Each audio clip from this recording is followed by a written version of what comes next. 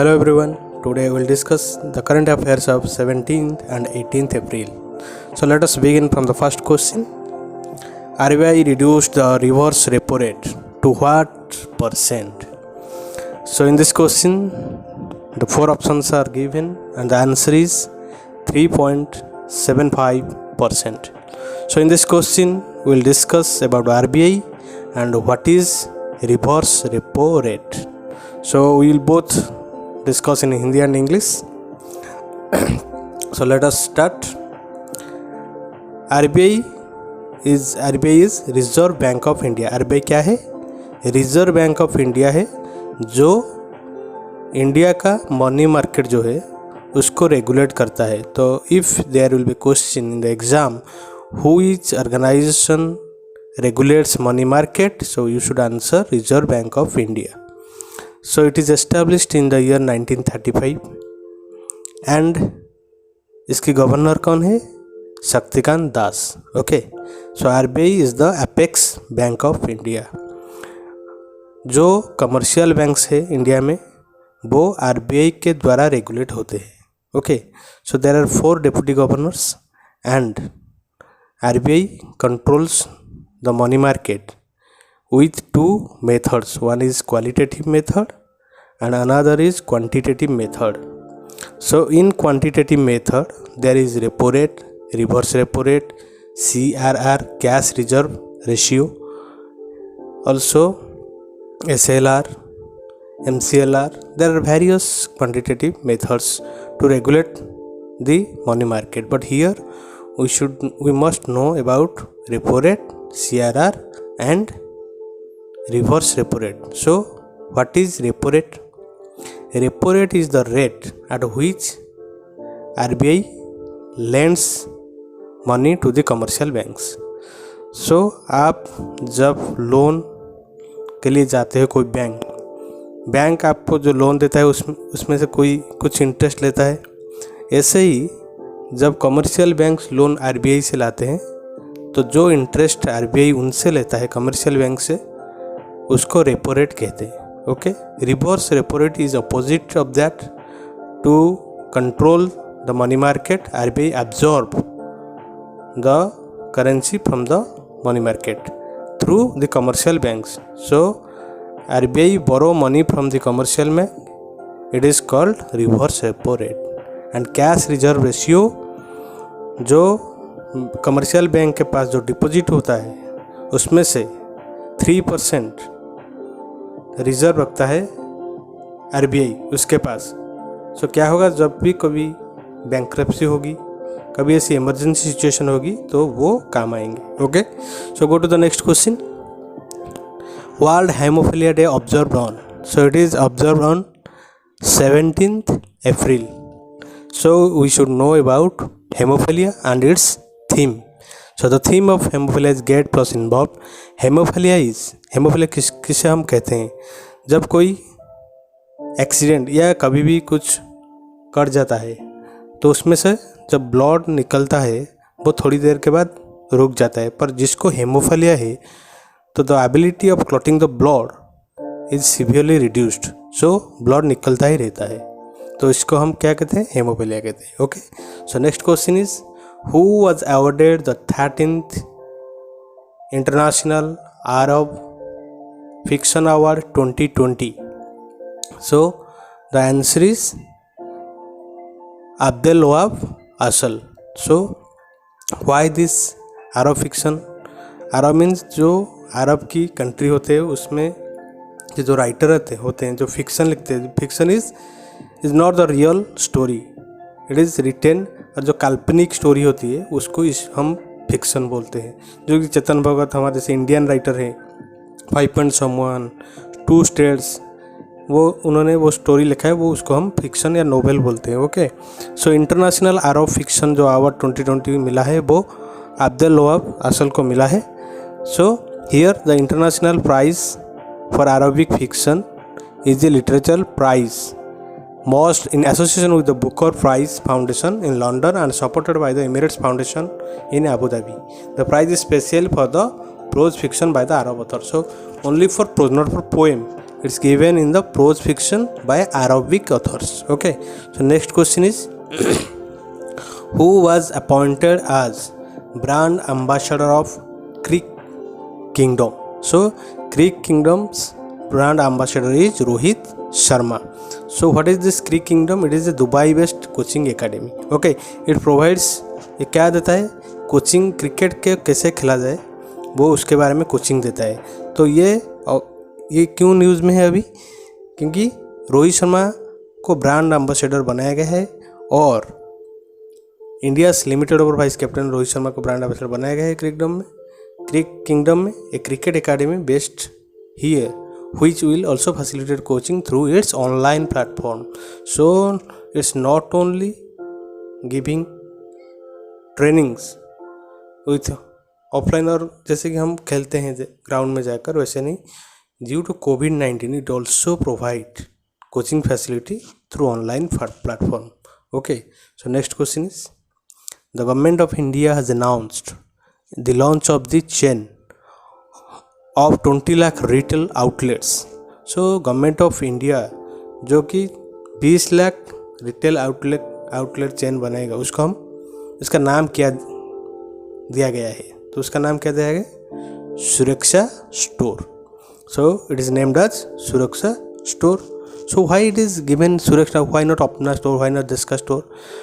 Because due to COVID-19 government decided to convert the neighborhood kirana stores into sanitized retail outlets selling daily essentials. So जो किराना shop हमारे पास है उसको हम किस में कन्वर्ट कर देंगे? सैनिटाइज्ड रिटेल आउटलेट्स में. Okay, so due to safety norms ये स्टेप लिया जा रहा है. तो next question, who has been appointed as brand ambassador for the environmental education programme by the world wide fund India? So world wide fund India ने brand ambassador किसके लिए? Educational environmental education programme के लिए किसको बनाए? तो answer है Viswanathan Anand. So who is Viswanathan Anand? Viswanathan Anand is a chess player, he is also world class player, he is in top position in the world and he also won various titles in his career. So you should remember that Vishwanath Anand is related to which game? Related to chess. Okay, so next question is who won the Edison Award for social innovation? So social innovation क्या है? तो जो society के लिए innovate करते हैं और वो सोसाइटी के लिए अच्छा होता है. Okay, so which is good for the society. So what the answer is Tata power.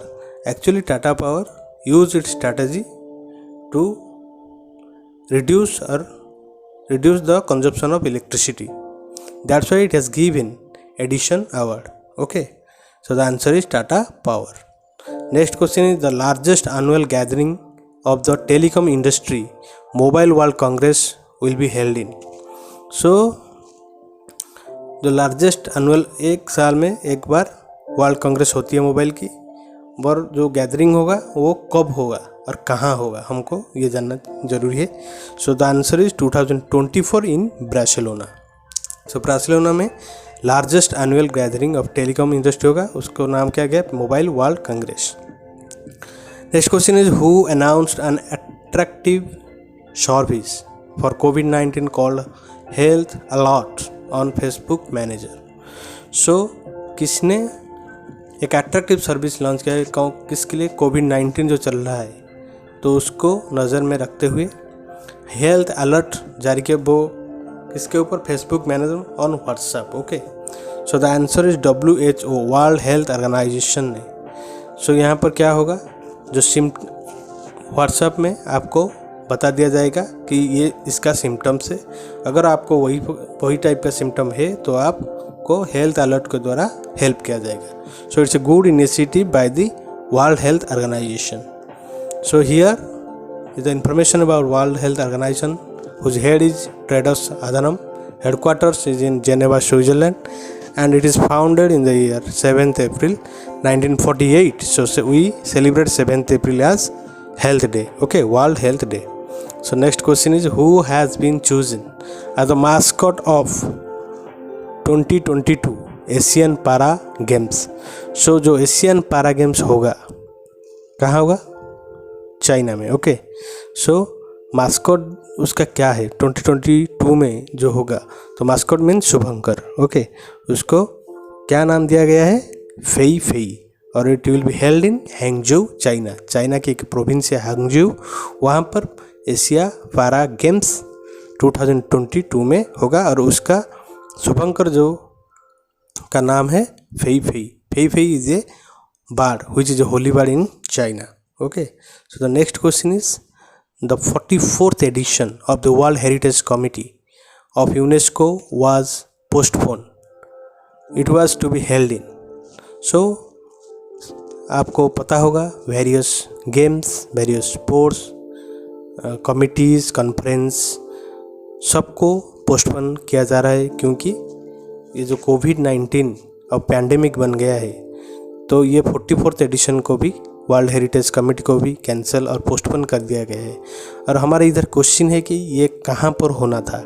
तो द आंसर इज चाइना. सो ये चाइना में हुआ था. सो आपको पता होगा चाइना से ही कोविड-19 का स्टार्ट हुआ था, वुहान सिटी से.